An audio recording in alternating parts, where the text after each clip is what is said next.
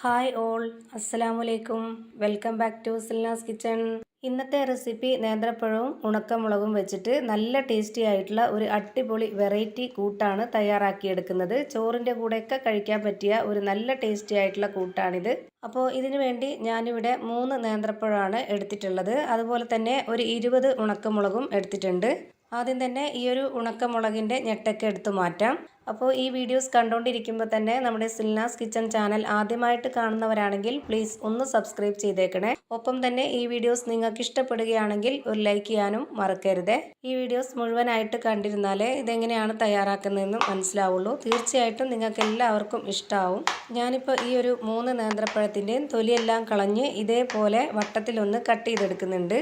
അപ്പോൾ ഇത് തയ്യാറാക്കാനായിട്ട് ഞാനിവിടെ എടുത്തിട്ടുള്ളത് പഴുത്ത നേന്ത്രപ്പഴം തന്നെയാണ്. ഒരു മീഡിയം പഴുപ്പുള്ള പഴമാണ്. ഇതുപോലെ തന്നെ കട്ട് ചെയ്തെടുക്കണമെന്നൊന്നുമില്ല. അതൊക്കെ ഓരോരുത്തരുടെ ഇഷ്ടത്തിനനുസരിച്ച് കട്ട് ചെയ്തിട്ടെടുക്കാം. ഈ ഒരു നേന്ത്രപ്പഴം കട്ട് ചെയ്തിട്ടുള്ള പോലെ തന്നെ 3 നേന്ത്രപ്പഴവും ഇവിടെ കട്ട് ചെയ്തെടുത്തിട്ടുണ്ട്. ഇനി ഇതൊന്ന് മാറ്റി വെച്ചേക്കാം. അടുത്തതായിട്ട് ഇതിലേക്ക് വേണ്ടുന്ന ഉണക്കമുളകും ഈ ഒരു വലിപ്പത്തിൽ ഞാൻ കട്ട് ചെയ്ത് വെച്ചിട്ടുണ്ട്. ഇനി നമുക്കിതെങ്ങനെയാണ് തയ്യാറാക്കുന്നതെന്ന് നോക്കാം. അതിനായിട്ട് ഞാനിവിടെ ഒരു കടായി സ്റ്റൗവിലേക്ക് വെച്ചിട്ടുണ്ട്. ഇതിലെ ഫ്ലെയിം ഓൺ ആക്കി കൊടുത്തതിന് ശേഷം 250 ml കപ്പിൻ്റെ അളവിൽ 1 കപ്പ് വെള്ളമാണ് ഒഴിച്ചു കൊടുക്കുന്നത്. ഇനി ഇതിലേക്ക് നമ്മൾ നേരത്തെ കട്ട് ചെയ്ത് വെച്ചിട്ടുള്ള ആ ഒരു നേന്ത്രപ്പഴവും ഉണക്കമുളകും ഇതിലേക്ക് ഇട്ട് കൊടുക്കാം. ഇത് രണ്ടും ഈ വെള്ളത്തിലിട്ട് നന്നായിട്ടൊന്ന് വേവിച്ചെടുക്കണം. അപ്പോൾ അതിനു വേണ്ടി ഇത് നല്ലപോലെ ഇളക്കി കൊടുത്തതിന് ശേഷം ഒരു മീഡിയം ഫ്ലെയിമിൽ ഇട്ട് വെച്ചേക്കണം. ഇനി ഇതിലേക്ക് നാരങ്ങാ നീരാണ് ഒഴിച്ചു കൊടുക്കുന്നത്. വിനാഗിരി വേണമെങ്കിലും ഒഴിച്ചു കൊടുക്കാവുന്നതാണ്. അപ്പോൾ എത്രയാണോ ഓരോരുത്തർക്കും പുളി വേണ്ടത് അതിനനുസരിച്ച് ഒഴിച്ചു കൊടുക്കാം. ഞാനിപ്പോൾ ഇവിടെ ഒരു നാരങ്ങയുടെ നീരാണ് ഒഴിച്ചു കൊടുത്തിട്ടുള്ളത്. പിന്നെ അതിലേക്ക് ആവശ്യത്തിനായിട്ടുള്ള ഉപ്പും കൂടെ ഇട്ട് കൊടുത്തിട്ടുണ്ട്. ഇനി ഇത് നന്നായിട്ടൊന്ന് ഇളക്കി യോജിപ്പിച്ച് കൊടുത്ത ശേഷം ഇതൊന്ന് അടച്ചു വെച്ചിട്ടൊന്ന് വേവിച്ചെടുക്കാം. നന്നായിട്ട് ഇത് വെന്ത് വരണം. ഞാനിപ്പോൾ ഇതിലേക്ക് നാരങ്ങാ നീര് ഒഴിച്ചു കൊടുത്തിട്ട് വേവിച്ചെടുക്കുന്നത്. ഇന്ന് തന്നെ ഇത് നമുക്ക് ചിലവാകും. അത്രമാത്രമേ ഇത് വെക്കുന്നുള്ളൂ. അതുകൊണ്ട് തന്നെയാണ്. ഒരുപാടുണ്ടാക്കി സ്റ്റോർ ചെയ്ത് വെച്ചിട്ട് കഴിക്കണം എന്നുള്ളവർക്ക് വിനാഗിരി ഒഴിച്ചു കൊടുത്തിട്ട് വേവിക്കാവുന്നതാണ് നാരങ്ങാ നീരിന് പകരം. ഇപ്പോൾ ഇതാ പഴവും മുളകൊക്കെ നന്നായിട്ട് വെന്ത് വന്നിട്ടുണ്ട്. ഇപ്പോൾ ഇതിൻ്റെ വെള്ളവും വറ്റി നല്ല കറക്റ്റ് ഒരു പരുവത്തിന് വെന്ത് കിട്ടിയിട്ടുണ്ട്. ഇനി നമുക്കിതിൻ്റെ ഫ്ലെയിം ഓഫ് ആക്കിക്കൊണ്ട് വേറൊരു പാത്രത്തിലേക്ക് മാറ്റാവുന്നതാണ്. അങ്ങനെ ഞാനിതിൻ്റെ ഫ്ലെയിം ഓഫ് ആക്കിയതിന് ശേഷം വേറൊരു പാത്രത്തിലേക്ക് മാറ്റി വെച്ചിട്ട് ഈ ഒരു കടായി തന്നെ വീണ്ടും കഴുകി വെച്ചിട്ടുണ്ട്. ഇതിലേക്ക് ഇനി ഒരു 1/4 കപ്പ് അളവിൽ ഓയിലാണ് ഒഴിച്ചു കൊടുക്കുന്നത്. മണമില്ലാത്ത ഏത് ഓയിലായിരുന്നാലും കുഴപ്പമൊന്നുമില്ല. ഇനി ഇതിലേക്ക് ചെറിയൊരു സ്പൂൺ അളവിൽ 1 സ്പൂൺ കടുകാണ് ഇട്ട് കൊടുക്കുന്നത്. ഇത് നന്നായിട്ടൊന്ന് പൊട്ടി വരട്ടെ.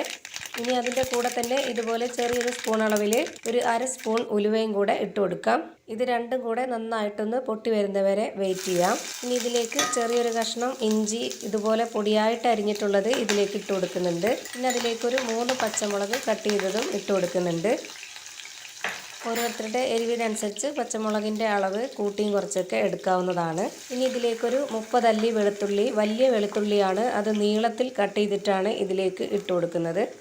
ചെറിയ വെളുത്തുള്ളി ആണെന്നുണ്ടെങ്കിൽ ഒരു 40 എണ്ണമൊക്കെ എടുക്കാവുന്നതാണ്. ഇനി ഇതിലേക്ക് കുറച്ച് കറിവേപ്പില ഇട്ട് കൊടുക്കാം. എന്നിട്ട് ഇതെല്ലാം കൂടി നന്നായിട്ടൊന്ന് ഇളക്കി കൊടുക്കുന്നുണ്ട്. ഇനി ഈ ഒരു വെളുത്തുള്ളി ഇഞ്ചി എല്ലാം കൂടെ ചേർന്ന് നന്നായിട്ടൊന്ന് എണ്ണയിൽ കിടന്ന് നന്നായിട്ട് മൂത്ത് വരട്ടെ. പിന്നെ ഇതിൻ്റെ നല്ലൊരു മണമൊക്കെ വരുന്ന സമയത്ത് വേണം ഇനി നമുക്കിതിലേക്ക് പൊടികളൊക്കെ ചേർത്ത് കൊടുക്കാൻ വേണ്ടി. അതുപോലെ ചെയ്തിട്ടെടുക്കുമ്പോഴേ നമുക്കിതിൻ്റെ കറക്റ്റ് ഒരു മണവും ടേസ്റ്റൊക്കെ കിട്ടുള്ളൂ. ഇപ്പോൾ ഇത് നന്നായിട്ട് മൂത്ത് വന്നിട്ടുണ്ട്. ഇനി ഇതിലേക്ക് ആവശ്യത്തിനുള്ള ഉപ്പിട്ട് കൊടുക്കാം. ഒരുപാട് ഉപ്പിട്ട് കൊടുക്കുന്നില്ല. നേരത്തെ നമ്മൾ പഴം വേവിച്ചതിലും നല്ലപോലെ ആവശ്യത്തിനുള്ള ഉപ്പിട്ട് കൊടുത്തിട്ടുണ്ട്. അപ്പോൾ അത് നോക്കിയതിന് ശേഷം ഇതിലേക്ക് ഇട്ട് കൊടുത്താൽ മതി. ഇനി അടുത്തതായിട്ട് ഞാൻ ഇതിലേക്ക് ഇട്ട് കൊടുക്കുന്നത് നല്ല എരിവുള്ള 1 സ്പൂൺ മുളക് പൊടിയാണ് ഇട്ട് കൊടുക്കുന്നത്. കാശ്മീരി മുളക് പൊടിയാണെന്നുണ്ടെങ്കിൽ ഇതിൻ്റെ 2 സ്പൂൺ അളവിൽ ഇട്ട് കൊടുക്കാവുന്നതാണ്. അതാകുമ്പോൾ കുറച്ചുകൂടി കളറായിട്ട് കിട്ടുകയും ചെയ്യും. ഇനി ഇതിലേക്ക് ഇതുപോലൊരു ചെറിയ സ്പൂൺ അളവിൽ 1 സ്പൂൺ കായത്തിൻ്റെ പൊടിയാണ് ഇട്ട് കൊടുക്കുന്നത്. ഇനി ഇതെല്ലാം കൂടി നന്നായിട്ടൊന്ന് ഇളക്കി യോജിപ്പിക്കുന്നുണ്ട്. 1 സെക്കൻഡ് ഇതുപോലെ നന്നായിട്ടൊന്ന് ഇളക്കി കൊടുത്തതിന് ശേഷം ഇനി ഇതിലേക്ക് ഇട്ട് കൊടുക്കുന്നത് നേരത്തെ വേവിച്ച് വെച്ചിട്ടുള്ള ആ ഒരു പഴമാണ്. ഇത് മുഴുവനായിട്ടും ഇതിലേക്ക് ഇട്ട് കൊടുത്ത ശേഷം ഇത് നന്നായിട്ടൊന്ന് ഇളക്കി യോജിപ്പിച്ച് കൊടുക്കാം. ഇനി ഇതിലേക്ക് ഉപ്പോ പുളിയോ എന്തെങ്കിലും ആവശ്യമുണ്ടോ എന്നുള്ളത് നോക്കിയതിന് ശേഷം അതിനനുസരിച്ച് ഓരോരുത്തർക്കും വേണ്ടതിനനുസരിച്ച് ഉപ്പും പുളിയൊക്കെ ഒഴിച്ചു കൊടുക്കാവുന്നതാണ്. പുളി എന്ന് ഉദ്ദേശിച്ചത് നാരങ്ങാ നീരാണ്, അല്ലാന്നുണ്ടെങ്കിൽ വിനാഗിരി. ഇനി ഇത് വെന്ത് വരുമ്പോൾ ഒന്നുകൂടി കട്ടിയാവും. അതുകൊണ്ട് തന്നെ ഇതിലേക്ക് കുറച്ച് വെള്ളം ഒഴിച്ചു കൊടുക്കുന്നുണ്ട്. എന്നിട്ട് നന്നായി ഇളക്കി കൊടുത്ത ശേഷം ഒരു 2 മിനിറ്റ് ഇതൊന്ന് അടച്ചു വെച്ച് വേവിച്ചെടുക്കണം. ഈ ഒരു മസാലയിൽ പഴവും കൂടെ കിടന്ന് നന്നായിട്ട് വെന്ത് വരുമ്പോഴാണ് അതിൻ്റെ കറക്റ്റ് ടേസ്റ്റ് കിട്ടുന്നത്. ഭയങ്കര ഒരു വെറൈറ്റി ടേസ്റ്റാണിത്. തീർച്ചയായിട്ടും ഇത് എല്ലാവർക്കും ഇഷ്ടാവും. നമ്മുടെ പഴത്തിൻ്റെ ആ ഒരു മധുരവും പുളിയും ഉപ്പും എരിവും എല്ലാം കൂടെ ചേരുമ്പോൾ ഒരു വെറൈറ്റി ടേസ്റ്റാണ്. അപ്പോൾ ഇതാ നല്ല ടേസ്റ്റി ആയിട്ടുള്ള ഒരു അടിപൊളി റെസിപ്പിയാണ് റെഡിയായി കിട്ടിയിട്ടുള്ളത്. ഇത് ചോറിൻ്റെ കൂടെ കഴിക്കുകയാണെന്നുണ്ടെങ്കിൽ നമുക്ക് വേറൊരു കറിയുടെയും ആവശ്യമില്ല. അപ്പോൾ ഇതുപോലെ ഒരു തവണയൊന്ന് നിങ്ങൾ തയ്യാറാക്കി നോക്കുക. തീർച്ചയായിട്ടും നിങ്ങൾക്ക് ഇഷ്ടമാവും. പിന്നെ വീണ്ടും വീണ്ടും നിങ്ങൾക്ക് ഉണ്ടാക്കി കഴിക്കാൻ തോന്നും. അത്രയും നല്ല ടേസ്റ്റാണ്. അപ്പോൾ ഇത്രയേ ഉള്ളൂ ഇന്നത്തെ വീഡിയോ ഇഷ്ടമായാൽ ലൈക്ക് ചെയ്യാനും കമൻറ്റ് ചെയ്യാനും ഷെയർ ചെയ്യാനും മറക്കരുത്. അതുപോലെ തന്നെ ഞാനിടുന്ന പുതിയ വീഡിയോസ് നോട്ടിഫിക്കേഷനായിട്ട് കിട്ടുന്നതിന് വേണ്ടി സബ്സ്ക്രൈബ് ചെയ്ത് ബെല്ലൈക്കൺ അമർത്തി അതിൽ ഓൾ എന്ന ഓപ്ഷൻ എനേബിൾ ചെയ്ത് കൊടുക്കാനും മറക്കരുത്. പുതിയൊരു വീഡിയോയുമായി വീണ്ടും വരും. Thank you for watching.